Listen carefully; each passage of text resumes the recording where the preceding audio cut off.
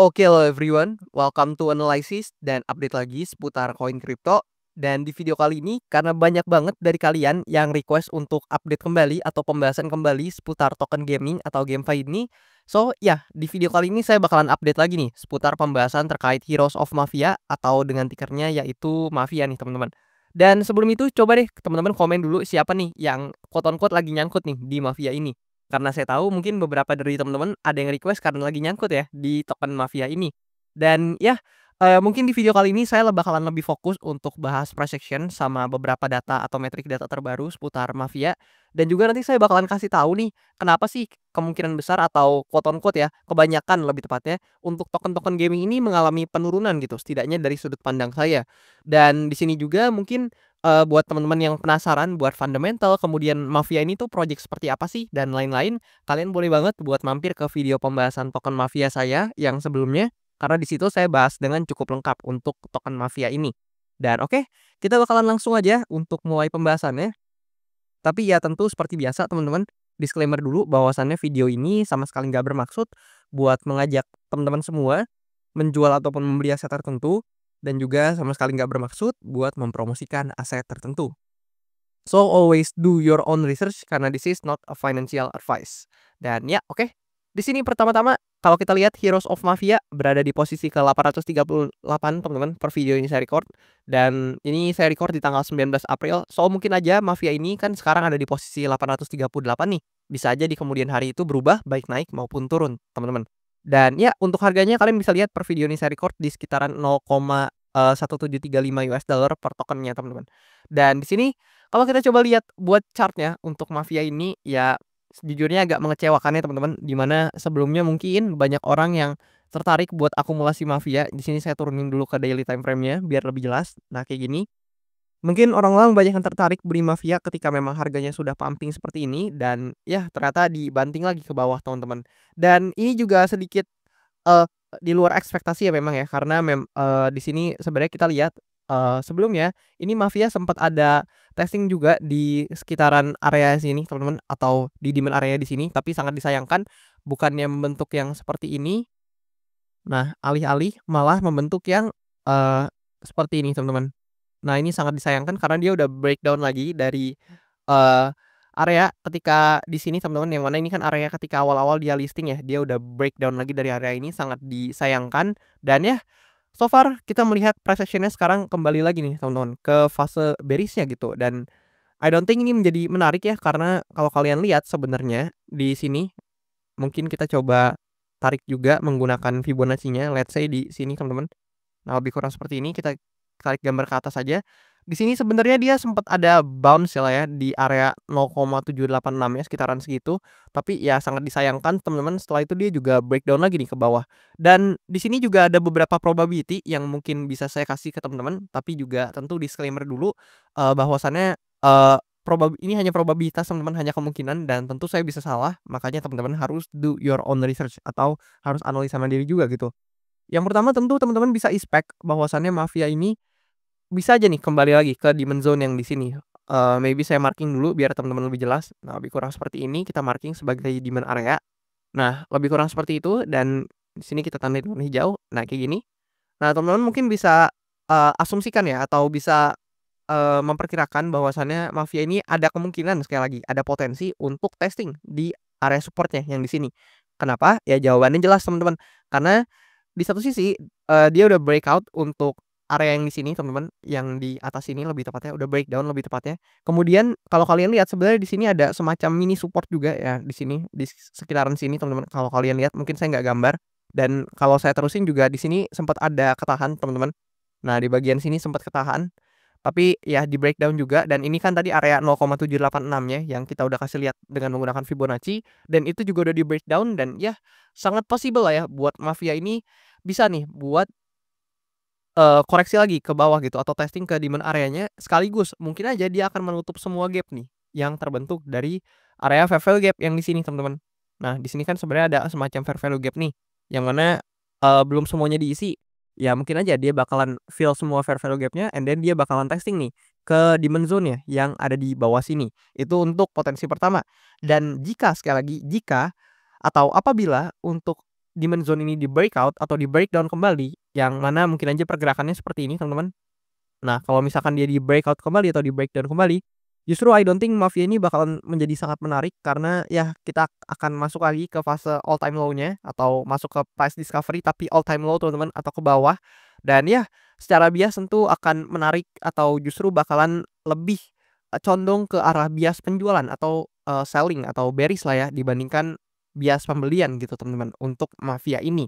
Dan tentu di sini kalau teman-teman mau lihat untuk Mafia ini bisa kembali naik lagi atau bullish lagi, at least teman-teman dia harus berhasil breakout dulu untuk supply area-nya atau resistance-nya yang ada di sini. Dan ini adalah skenario kedua, di mana jika ternyata Mafia ini let's say mendapatkan buyer yang cukup signifikan atau mungkin dia bisa langsung begini ataupun dia mungkin aja testing dulu ke Demon Zone-nya dan ternyata dia berhasil bertahan dari Demon Zone dan mungkin naik lagi kayak gini, ini akan jadi indikasi yang cukup bagus, tapi intinya Mafia ini harus berhasil breakout dulu dari supply areanya yang di sini. Baru mungkin kita bisa coba lihat nih untuk Mafia testing lagi ke resistance yang sebelumnya menahan di sini, teman-teman.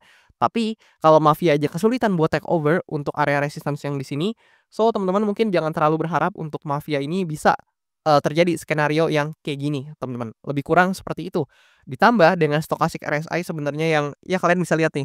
Ini salah satu bukti ya bahwasannya teman-teman nggak bisa mengandalkan atau rely di satu indikator aja, karena kalau kalian lihat nih di sini dia udah oversold terus, teman-teman, tapi makin oversold makin turun, teman-teman. Jadi ya gitu, makanya kalian nggak bisa cuman lihat satu indikator aja, lebih kurang seperti itu. Dan di sini kalau kita coba lihat beberapa data seputar Mafia juga, teman-teman, di sini kalau mungkin kita coba intip datanya dari sini dulu. Nah, Heroes of Mafia kalau kita lihat, sebenarnya memang dalam beberapa waktu terakhir volume dan open interest-nya ini cukup meningkat, teman-teman. Tapi sebenarnya sangat disayangkan ya buat data derivatifnya juga sekarang nggak terlalu bagus, teman-teman. Di mana kalian bisa lihat dalam 24 jam terakhir yang terlikuidasi itu cuman sekitar 24,25 ribu US dollar gitu. Dan ya saya udah sering jelasin ini maksudnya apa, tapi lebih kurang berarti yang transaksi di Heroes of Mafia ini secara derivatif tuh nggak terlalu banyak gitu, teman-teman.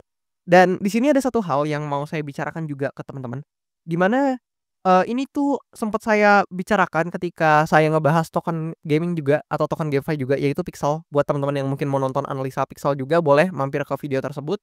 Tapi di video tersebut saya bilang gini ke beberapa teman-teman yang nonton, eee, I think ya, di sini meskipun social mindshare atau, persen share dari narasi gaming ini atau narasi GameFi ini mulai naik, teman-teman, tapi di sini setidaknya untuk project-project GameFi atau project-project gaming di Web3, saya ngelihat ada semacam satu kekurangan gitu, teman-teman, dan ini cukup fatal.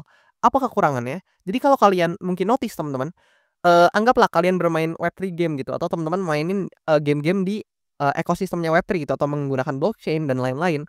Memang kalian bisa play to earn quote on quote, teman-teman, tapi hal tersebut mengakibatkan satu hal yang cukup fatal gitu untuk ekosistem dari tokennya. Yaitu kalau teman-teman sadar ya, kebanyakan orang atau mungkin, teman-teman juga atau mungkin saya juga, teman-teman, itu ketika bermain Web3 game, itu yang dicari bukan, quote on quote mungkin bukan kesenangannya, teman-teman, mungkin bukan, rasa cintanya terhadap main game, tapi cari duit, teman-teman. Jadi kayak kerja gitu, teman-teman, ketika, eee, kebanyakan orang lah ya mungkin kita sebut bermain Web3 game gitu. Yang akhirnya kalau mindset-nya udah beda dengan ketika kita bermain game, kan kita ketika bermain game harusnya kita cari enjoy, cari seneng, teman-teman. Kayak teman-teman bayangin deh main game di komputer kalian yang bukan Web3 atau bukan Web3 game, kemudian let's say teman-teman main game-game berjenis FPS atau MOBA mungkin di device atau smartphone kalian, itu kan kalian cari seneng ya, teman-teman, ya, cari happy gitu. Dan bahkan kalian ada yang rela nih buat bakar uang atau quote on quote, eee, menukar uang kalian dengan item-item di gamenya gitu. Kalian rela melakukan itu padahal mungkin teman-teman tahu, nggak bakal balik modal juga di game-nya gitu, teman-teman cuman mau have fun aja. Tapi beda mindset-nya ketika orang-orang bermain Web3 game gitu. Mereka ini quote on quote ya, lebih, cenderung untuk atau kebanyakan lah ya, lebih cenderung untuk, cari uang lewat game ya. Kalaupun mereka deposit tokennya untuk ditukarkan ke item in game, itu mereka mau, supaya game-nya lebih lebih, maju lagi atau karakter mereka lebih kuat lagi mungkin dan ujung-ujungnya mereka bakalan jualan tokennya gitu. Jadi mereka mau dapetin tokennya untuk dijual lagi gitu. Sehingga kalau hampir semua player itu bermainnya kayak gitu, ya temen-temen jangan terlalu expect bahwasannya harga dari token-token gaming ini bakal naik, karena ya orang-orang cuman farming and then dijualin gitu, temen-temen. Dan ya agak susah ya kalau begitu untuk narasi gaming ini bisa lebih perform gitu. Dan mungkin salah satu solusinya adalah menciptakan suatu game ya yang bener-bener menarik banget sampai-sampai, banyak orang-orang juga di dunia yang mainin dan jadi hype, jadi tren sehingga orang-orang tuh rela gitu, membuat bahkan, membakar uangnya ya atau menukar uangnya demi item in game tanpa harus cuan gitu teman-teman. Sehingga ekosistemnya quote on quote itu bisa muter dan harganya nggak terjun bebas kayak gini teman-teman. Jadi lebih kurang kayak gitu ya. Untuk sedikit perspektif saya seputar, token-token gaming atau token-token GameFi atau lebih tepatnya narasi gaming ini teman-teman di Web3 dan tapi so far teman-teman kalian bisa lihat sebenarnya secara naratif nih atau secara social mind share dalam 7 hari terakhir persen share dari narasi gaming atau GameFi ini cukup besar teman-teman di angka 26,33% dan ya memang 7 days growth-nya ada pengurangan tapi kalau kalian lihat narasi AI yang juga masih jadi topnya ini juga ada pengurangan secara growth gitu. Dan di sini terakhir kalau misalkan kita bahas secara analitik, Heroes of Mafia ini sangat disayangkan, return-nya menjadi negatif teman-teman di, kuartal 2 ini di mana minus 57,3%, ini bukan return yang cukup positif dan sebenarnya kalau terkait, vesting teman-teman di sini ada, fitur vesting-nya juga untuk kita lihat. Di sini udah sempet saya bahas di video-video sebelumnya, so teman-teman boleh nonton tapi, sedikit, penjelasan juga at least teman-teman mungkin bisa pantau di tanggal 6 Mei mendatang karena di situ bakalan ada unlock sekitar 4,31% dari total supply-nya. Ya ini lumayan lah ya teman-teman dan ini ditujukan untuk, community dan ekosistem sampai ke advisor-nya juga gitu. Makanya teman-teman, boleh banget lihat nih untuk, waktu ketika memang tokennya ini di-unlock gitu, yang mana sebesar 4,31% dari maksimum supply ini.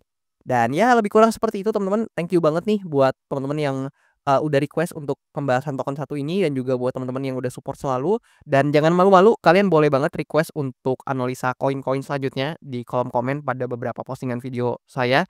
Dan termasuk video ini kalian boleh komen aja kalau misalkan nanti, kolom komen itu banyak nih yang request suatu koin atau suatu token tertentu, nanti bakalan saya usahakan buat update dan bahas untuk token atau koin tersebut. Dan ya lebih kurang seperti itu, nggak banyak juga yang bisa saya update seputar Heroes of Mafia ini. Thank you banget buat teman-teman semua yang udah request juga. Sampai jumpa di video-video selanjutnya.